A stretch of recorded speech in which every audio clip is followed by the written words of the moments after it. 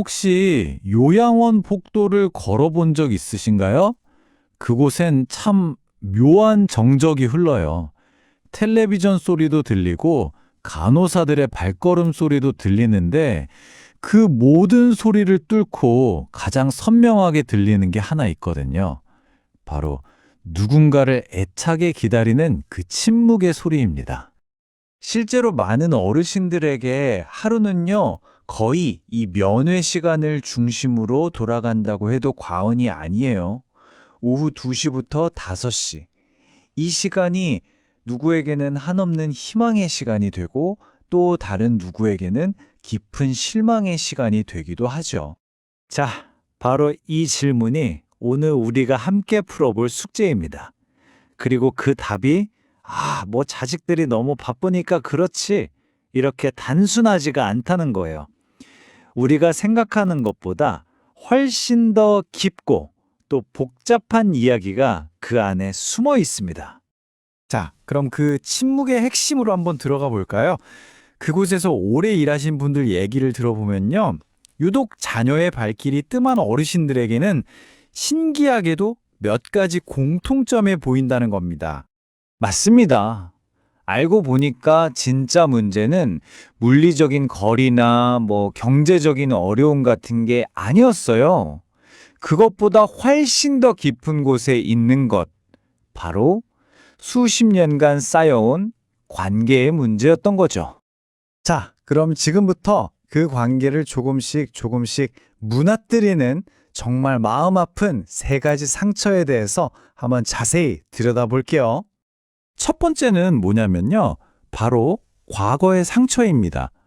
특히 혹독했던 어린 시절이 남긴 그 흉터요. 시간이 약이라는 말이 있잖아요.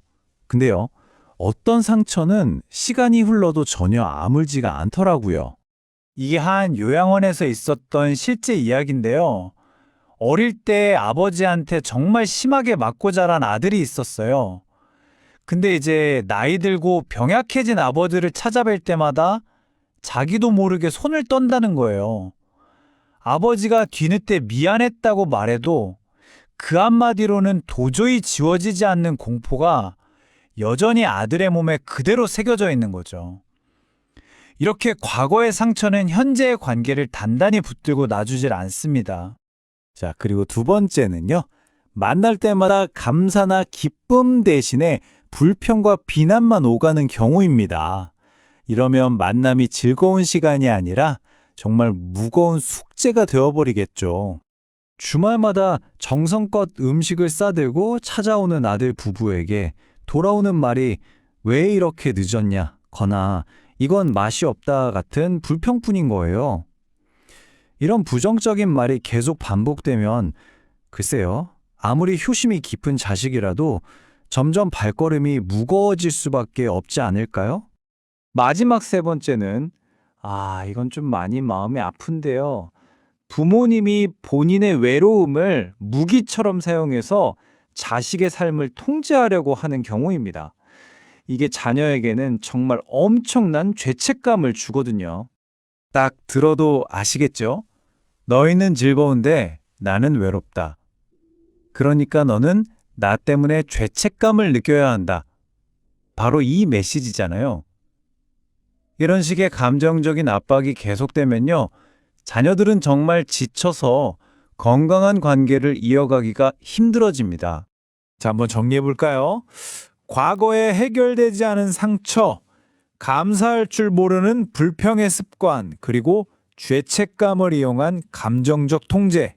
바로 이 3가지가 자녀들의 발걸음을 점점 더 무겁게 만들고 결국엔 멀어지게 만드는 가장 큰 이유였던 겁니다. 자, 그런데요, 여기서 이야기가 끝나면 너무 슬프잖아요? 반대로 자녀들이 심지어 손주들까지 정말 즐거운 마음으로 계속 찾아뵙는 어르신들은 도대체 뭐가 다른 걸까요? 여기엔 아주 분명하고 또 희망적인 비밀이 숨어 있습니다. 여러분, 놀라지 마세요. 관계를 바꾸는 게 무슨 거창한 게 아니더라고요. 바로 이 말 한마디 차이에서 모든 게 시작됩니다. 왜 이렇게 늦었어? 라고 말하는 대신 와줘서 정말 고맙다 라고 말하는 것. 이 작은 선택 하나가 관계의 온도를 완전히 바꿔놓는다는 거죠. 네, 바로 이거예요. 비밀은 정말 간단합니다. 만남을 무거운 숙제처럼 만드는 게 아니라 정말 기다려지는 선물로 만드는 거죠. 자녀들이 자주 찾아뵙게 되는 부모님들은요, 뭘 받으려고 하기보다 오히려 뭔가를 주시더라고요. 그게 뭐 대단한 게 아니에요. 그냥 따뜻한 미소, 재미있는 이야기, 칭찬 한마디, 바로 이런 것들이요. 그렇다면 구체적으로 어떻게 하는 걸까요? 자녀들이 기쁜 마음으로 찾아오게 만드는 부모님들의 비밀, 그 행동과 마음가짐을 한번 자세히 들여다보겠습니다. 이 특징들, 가만히 들여다보면 핵심이 뭔지 보이시나요? 바로 존중과 긍정입니다. 자녀의 삶을 그 자체로 존중해주고 만나는 시간을 긍정적인 에너지로 가득 채우는 것. 이렇게 되면 자녀들은 부모님을 만나는 걸 부담스러운 일이 아니라 오히려 에너지를 얻어가는 재충전의 시간으로 생각하게 됩니다. 85 되신 한 할머니께서 이런 말씀을 하셨대요. 정말 지혜가 느껴지는 말인데요. 이분은 자녀에게 짐이 되는 대신에 만남 자체를 즐겁게 만드는 게 지금의 내 역할이라는 걸 정확히 알고 계셨던 거죠. 결국 관계의 중심을 나에서 우리로 옮기는 것. 이게 바로 비결이었네요. 이런 이야기를 들으면 이미 너무 늦었어 이렇게 생각하시는 분들 분명히 계실 거예요. 하지만요, 절대 그렇지 않습니다. 83살의 할아버지가 아들에게 진심을 담은 사과 편지를 쓰면서 관계를 회복하기 시작한 것처럼 변화는 언제든 가능합니다. 자, 그래서 관계를 회복하기 위한 구체적인 4단계 방법을 알려드릴게요. 처음엔 어색할 수 있어요. 하지만 이런 작은 시도들을 반복하다 보면요, 굳게 닫혔던 마음의 문이 아주 서서히 열리는 걸 경험하실 수 있을 겁니다. 물론 이 모든 책임이 부모님께만 있는 건 아니죠.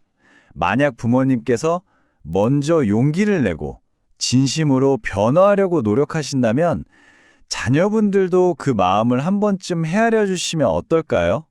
시간은 우리를 생각보다 오래 기다려주지 않으니까요. 결국 우리가 자녀에게 남기는 진짜 유산이라는 게 돈이나 집이 아니잖아요. 바로 그 아이들 마음속에 남기는 기억입니다.